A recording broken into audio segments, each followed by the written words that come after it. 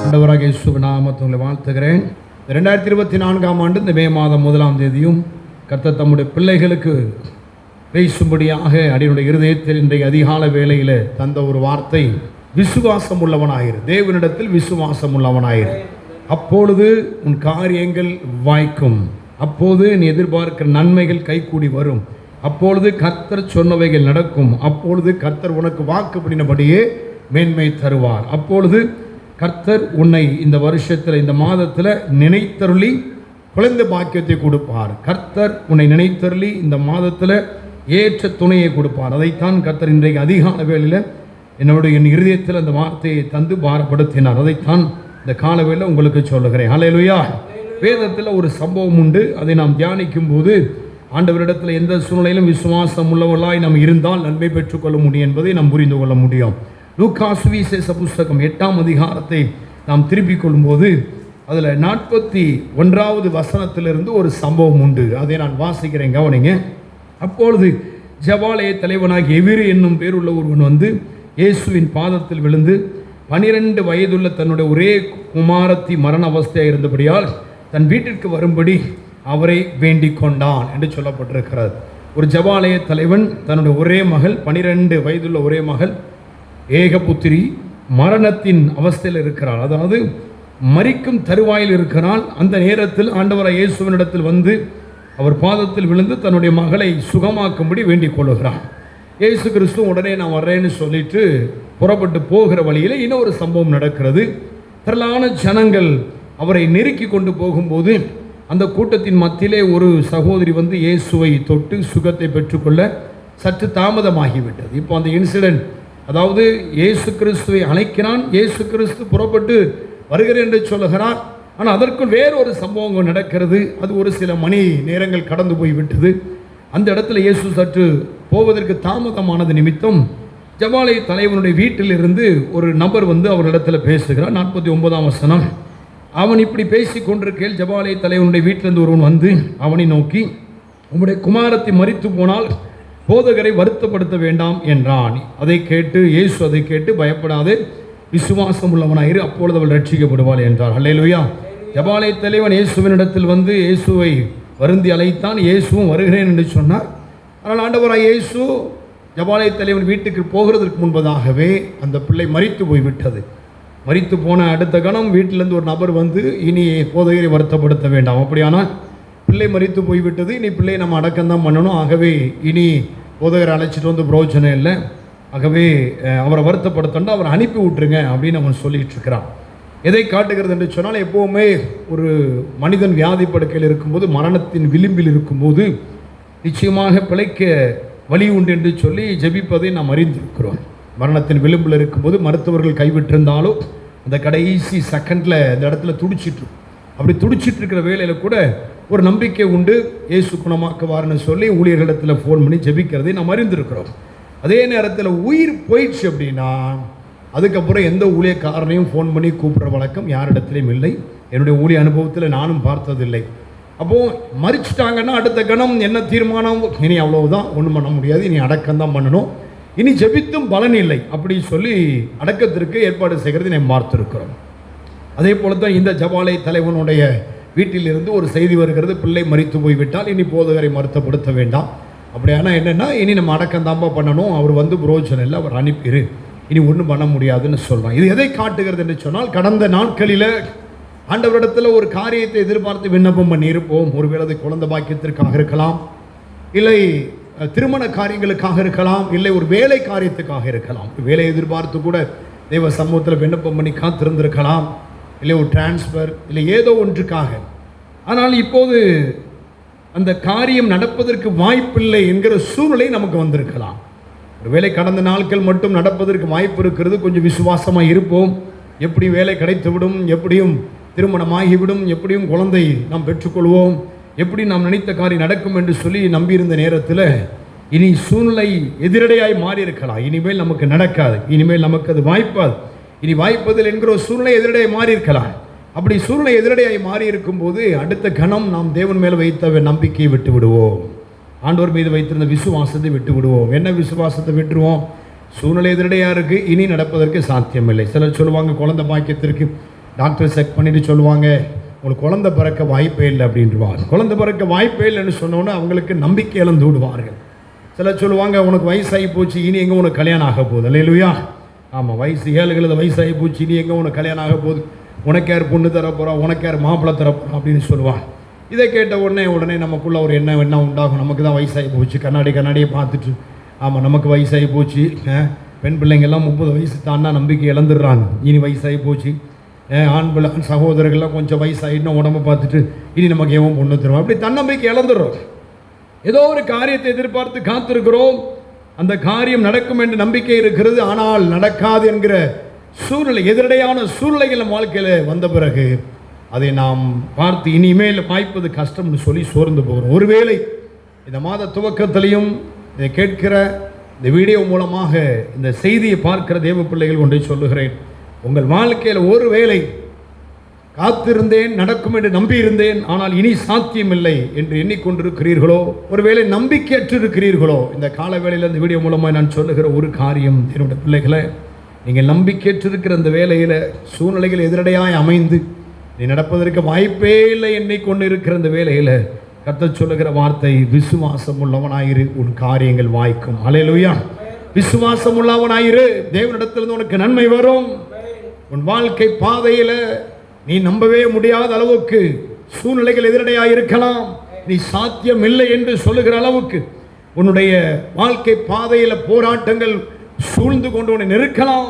இனி குழந்தையே பெற்றுக்கொள்ள முடியாது என்று மருத்துவர்கள் சொல்லலாம், திருமண வயது கடந்து விட்டது, திருமணமே நடக்காது என்று சொல்லலாம், இனி தொழில் வியாபாரத்தில் இதுக்கு மேலே ஒன்றும் செய்ய முடியாது, ஏகப்பட்ட கடன், இதுக்கு மேலே நான் எழும்பி வர்றது கஷ்டம் என்று சொல்லக்கூடிய அளவுக்கு உன்னுடைய காரியங்கள் உனக்கு எதிராக எழும்பி நிற்கலாம்.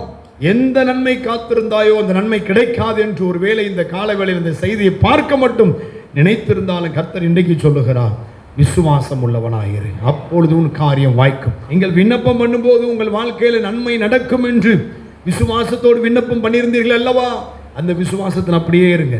எனக்கு நிச்சயமாய் குழந்தை பிறக்கும் என்று ஒரு விசுவாசத்தோடு விண்ணப்பம் பண்ணியிருந்தீர்கள் அல்லவா, அந்த விசுவாசத்தோடு அப்படியே இருங்க.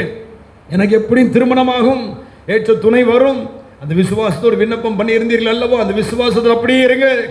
எப்படியும் எனக்குடைய பிஸ்னஸில் மேலே எழும்பி வருவேன், என் கடன் பிரச்சனை மாறும், என் எதிராக இருக்கிற போராட்டங்கள் மாறும், என் குடும்ப வாழ்க்கையில் இருக்கிற பிரச்சனை மாறும், பிசாசின் கட்டுகளிலிருந்து விடுதலை கிடைக்கும். எந்த காரியத்திற்காய் அந்த விசுவாசத்தோடு தேவனுடைய சமூகத்தில் விண்ணப்பம் பண்ணினீர்களோ அதே விசுவாசத்தில் அப்படியே காத்திரு என்று கர்த்தர் இந்த காலவெளியில் சொல்லுகிறார். அல்லேலூயா. அப்போ நாம் செய்ய வேண்டியது என்ன? இயேசுவை நோக்கி காத்திருக்கணும். இங்கே ஜபாலயத்தில் என்ன செய்தான் தெரியுமா? வந்து சொன்னவன் அவன் தூர தள்ளிட்டு இயேசுவை அழைத்து கொண்டு வீட்டுக்கு போகிறான். கூட வந்தவன் சொல்கிறான், ஐயா பிள்ளை அடக்கம் தான் ஐயா பண்ணணும், போதகரை வருத்தப்படுத்த வேண்டாம். ஆனால் அவன் அவனுடைய சத்தத்தை கேட்கல, இயேசுவின் சத்தத்தை கேட்டான். அந்த காலவெளியில் இயேசுவின் சத்தத்தை கேட்பாயா? விசுவாசம் உள்ளவனாயிரு என்று சொல்லுகிறவருடைய சத்தத்தை கேட்டு அவர் மீது நம்பிக்கை வைப்பாயா? அற்புதம் நடக்கும். எப்படி அதை நாம் அந்த காரியத்தை விசுவாசித்து நிற்பது என்று சொன்னால், எந்த காரியத்தை இதுக்கு முன்னக்கூட்டி நம்பிக்கையோடு இயேசுவினிடத்தில் விண்ணப்பம் பண்ணினீர்களோ அதே நம்பிக்கையோடு அந்த காரியம் நடக்காது என்றிருந்தாலும், அது நீ சாத்தியமே இல்லை என்றிருந்தாலும் அதே நம்பிக்கையில் இருங்க. உங்கள் பார்வையில் நடக்கும் என்று நம்பிக்கையோடு இருங்க. உங்கள் பார்வையில் அது கிடைக்கும் என்று நம்பிக்கையோடு இருங்க. மற்றவங்க ஒரு வேளை சொல்லலாம், எப்படியா நடக்கும், இது எப்படியா சாத்தியம்னு சொல்லலாம், ஆனால் நீங்கள் அந்த நம்பிக்கையை விட்டு விடாதீர்கள் தேவனுடைய பிள்ளைகள். அல்லேலூயா. அப்போ ஜபாலய தலைவன் இயேசுவை அழைச்சிட்டு போகிறான். அங்கே பார்த்தா பிள்ளை இறந்து போச்சுன்னு தார தம்பட்டெல்லாம் அடிச்சிட்டு இருக்கிறாங்க. ஒரு பெரிய கூட்டம் அழுது கொண்டு இருக்கிறது. எல்லாம் ஒப்பாரி வச்சு அழுதுட்டு இருக்கிறாங்க. அவங்களுக்கெல்லாம் தெரியும் பிள்ளை செத்து போச்சு, இனி பிள்ளை பிழைக்காது, இனி பிள்ளை அடக்கம் பண்ணி தான் ஆகணும்னு அந்த கூட்டமெல்லாம் அழுது கொண்டு இருக்கிறது. அந்த கூட்டத்தில் ஒருவனாய் ஜபாலய தலைவனும் இணைந்து கொள்ளவில்லை. அல்லேலூயா. உன் காரியம் இனி நடக்காது, உன்னை எதிர்பார்த்த நன்மை வராது, உனக்கு அவ்வளவுதான், அப்படித்தான் இப்படித்தான் பேசுகிற அந்த கூட்டத்தோடு உன்னை இணைத்து கொள்ளாதே. அந்த கூட்டத்தோடு உன் இதயத்தை இணைத்து கொள்ளாதே. அந்த கூட்டம் அப்படித்தான் பேசும். அவர்கள் தேவ நம்பிக்கை கிடையாது, ஆண்டவரை குறித்து அறிகிற அறிவு கிடையாது, இயேசுவை பற்றி தெரியாது. ஆகவே அந்த கூட்டம் அப்படித்தான் பேசும். அதெல்லாம் இனி நடக்க, அதெல்லாம் வராது, அதெல்லாம் கிடைக்காது, அது எப்படி கிடைக்கும், அது எப்படி, நான் உன்ன மாதிரி எத்தனை பார்த்துட்டேன், அவனை பார்த்துட்டேன், இவனை பார்த்துட்டேன், நீ ஆண்டவர் நம்பி இருந்தால் இதெல்லாம் வந்துருமா, உன்ன மாதிரி எத்தனை ஊழியக்காரனை பார்த்துட்டேன், எல்லாம் சொல்லவா? அந்த கூட்டத்தோடு நீ இணைந்து கொள்ளாதே. அல்லேலூயா. அது அழுகிற கூட்டம், அது புறங்கூறுகிற கூட்டம், அப்படித்தான் இருக்கும். இந்த மனிதன் அந்த கூட்டத்தோடு தன்னை இணைத்துக் கொள்ளவில்லை, அவன் இயேசுவோடு தன்னை இணைத்துக் கொண்டான். இயேசு அழைச்சிட்டு வீட்டுக்குள்ளே போகிறான். எல்லாம் ஒப்பாரி வச்சு அழுதுட்டு இருக்கு. அந்த கூட்டத்தை புறக்கணித்து விட்டு இயேசுவை பிள்ளைகளிடத்தில் கூட்டிகிட்டு போகும்போது இயேசு சொன்னார், இந்த கூட்டத்தை கொஞ்சம் தள்ளி வச்சிரு, இந்த கூட்டம் வேண்டாம், வீட்டுக்குள்ளே வேறு யாரையும் விடாத அப்படின்னு சொல்லி பேதுரு, யாக்கோபு, யோவான், பிள்ளைக்கு தாய் தகப்பனை தவிர ஒருத்தரை விடலை, இயேசுவை கூட்டிகிட்டு போகிறான். ஒரு காரியத்தை சொல்லிக் கொள்ளுகிறேன், உன் விசுவாச பாதையில் ஆண்டவர் செய்வார் என்கிற நம்பிக்கையோடு நீ காத்திருக்கிற இந்த வேளையில் அந்த விசுவாசத்தை குறைத்து மதிப்பிடுகிற, அந்த விசுவாசத்துக்கு எதிராய் பேசுகிறவர்களை உன்னோடு சேர்த்து கொள்ளாது. எந்த நன்மையை எதிர்பார்த்து காத்திருக்கிறாயோ அந்த நன்மையை நீ பெற்றுக்கொள்வதற்கு நீ வைத்திருக்கிற விசுவாச பாதையில் உன் குடும்பமானாலும், கணவனானாலும், மனைவியானாலும், பிள்ளையானாலும், யாரானாலும் சரி, அது எதிரடையாய் பேசுகிறவர்கள் அந்த விசுவாசத்துக்குள் கொண்டு வராதே. அவர்களை கொஞ்சம் தள்ளி வச்சுட்டு இயேசுவை மாத்திரம் அதில் வைத்துக்கொண்டு முன்னேறிப்போ. இந்த மனசு அதைத்தான் செஞ்சான். வீட்டுக்குள்ளே இருக்கிற எல்லாத்தையும் வெளியே போக சொல்லிட்டு இயேசு அழைத்து கொண்டு போனான். கூட்டம்லாம் நகைச்சுது. ஏன் நகைச்சுது தெரியுமா? இயேசு சொன்னார், பிள்ளை சாகலப்பா, பிள்ளை தூங்கிட்டு இருக்குன்னார். எல்லாரும் சிரிச்சாங்க. நம்ம வாழ்க்கையில் நம்ம எது முடியாதுன்னு நினச்சிட்டு இருக்கோமோ, எது நடக்காது நினச்சிட்டு இருக்கோமோ, எது வராது நினச்சிட்டு இருக்கோமோ, அந்த காரியத்தை இயேசு கிறிஸ்து பார்க்கும்போது எப்படி சொல்லுவார்னா, நீ முடியாது நினைக்கிற காரியத்தை முடியும்னு சொல்லுவார், நீ நடக்காது நினைக்கிற காரியத்தை நடக்கும்னு சொல்லுவார். இயேசுவை இது எப்படி நடக்கும்? நடக்கும் பார். அப்போ அவரால் செய்யக்கூடாத அதிசயமான காரியம் ஒன்றில்லை, அவர் சாத்தியமாகும் உண்டுன்னு பேசுவார். அவர் நம்ம வாழ்க்கையில் எதுவுமே முடியாதுன்னே பார்க்க மாட்டார். அப்போ அவர் பார்வை எப்படி இருக்கிறதோ அப்படி நம்ம பார்வையை மாற்றணும். ஆனால் இயேசு கிறிஸ்து பிள்ளை சாகலங்காரு, கூட்டெல்லாம் சிரிக்க ஆரம்பிச்சிச்சு.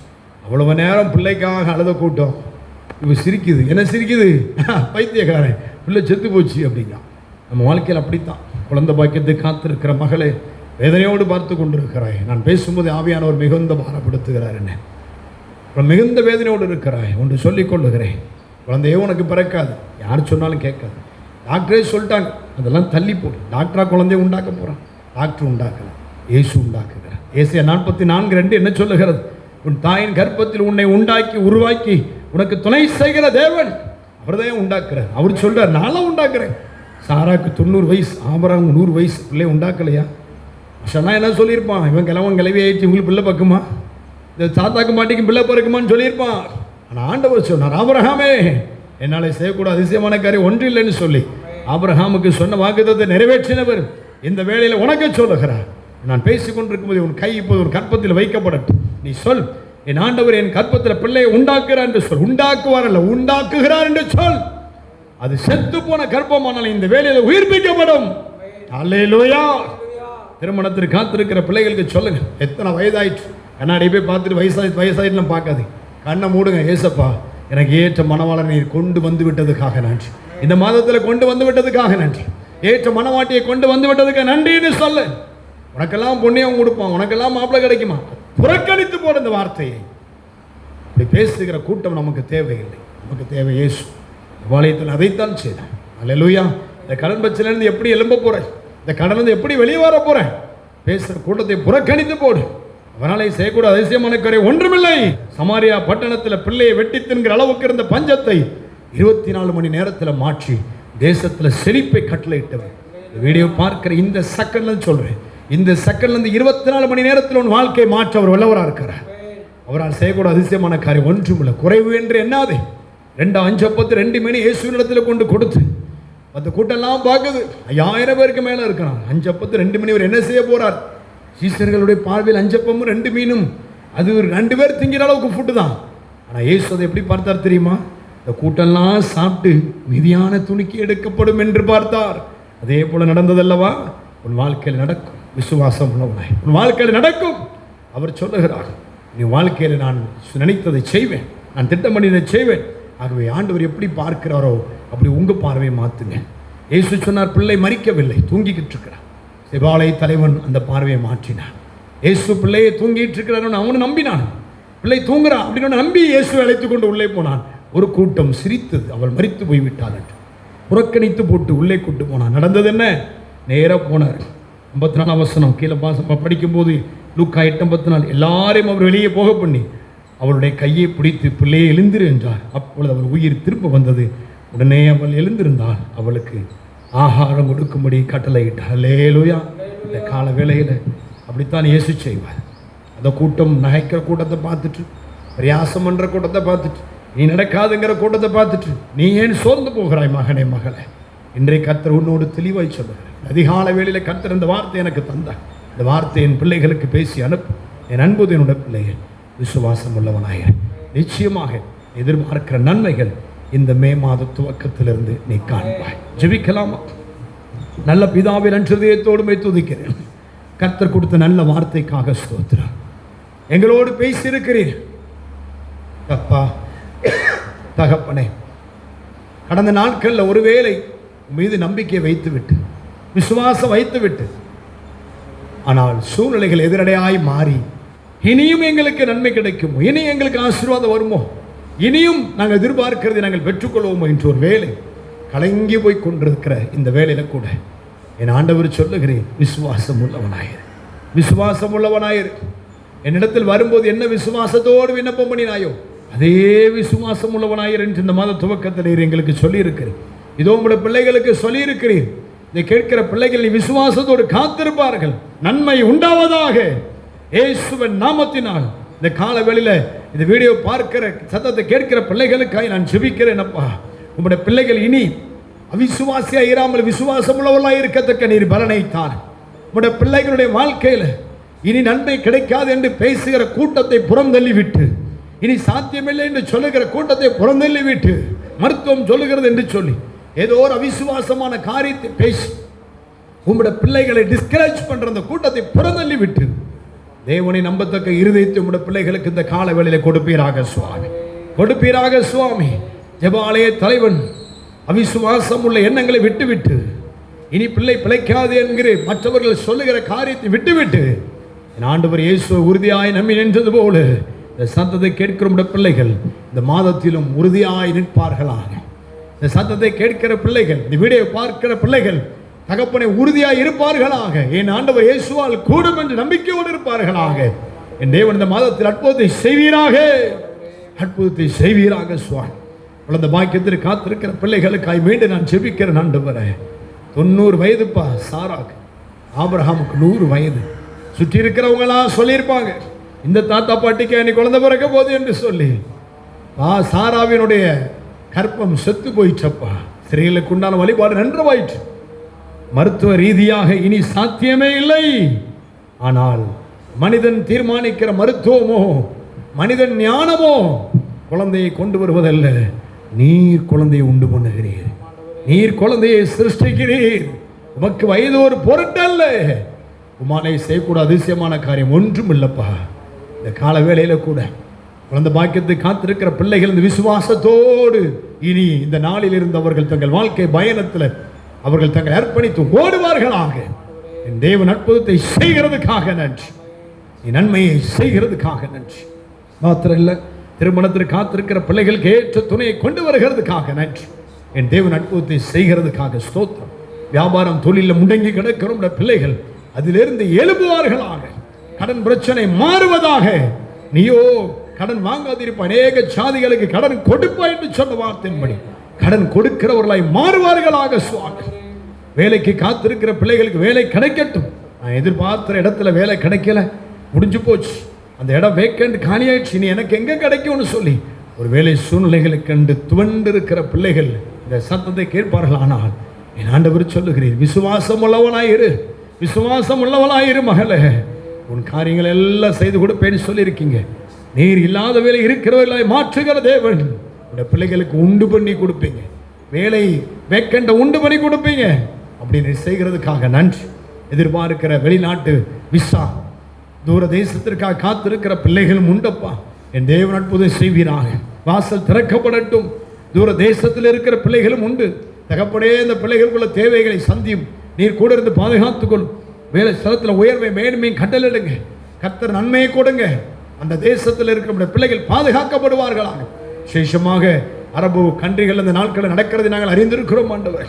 அப்போ அந்த குவைத்து, ஸ்தோத்திரம், சவுதி அரேபியா, இன்னும் துபாய், இந்த பகுதிகளில் செய்திகளை நாங்கள் கேட்கிறோம். மிகுந்த மழையினால் வெள்ள சேதம் ஆண்டவரை. நேற்று கூட டிவியில் பார்த்தோம்ப்பா. இந்த தேசங்கள் இருக்கிற பிள்ளைகளை நினைத்து வரணும். உடைய பாதுகாப்பு இருக்கட்டும். கர்த்தாவே, உடைய கிருபையின் கரத்தில் மறைத்து கொள்ளும், சட்டைக்குள் மறைத்து கொள்ளும். எந்த சேதமும் வராதபடி பாதுகாத்துக் கொள்ளும். நல்ல செய்திகளும் உடைய பிள்ளைகளிடத்திலிருந்து வரட்டும். ஹல்லேலூயா. Thank you Holy Spirit. நன்றதேத்தோடு போய் துதிக்கிறோம். Thank you Father. Thank you Lord. Thank you Father. நான் உனக்கு சொன்னதை செய்யும் அளவு உன்னை கைவிடுவதில்லை என்றல்லவா இந்த வேலையிலும் சொல்லுகிறேன். நிச்சயமாக செய்து முடிப்பீர். உமக்கு நன்றி சொல்லுகிறோம். மாத்திரமல்ல தகப்பனே, ஊழியம் செய்கிற உடைய பிள்ளைகளுக்காக ஜெபிக்கிறோம். ஒருவேளை மற்றவர்களுக்கு முன்பதாக ஊழியம் அற்பமாக இருக்கலாம், அவங்களுடைய விசுவாசம் அற்பமாக எண்ணப்படலாம் அப்பா.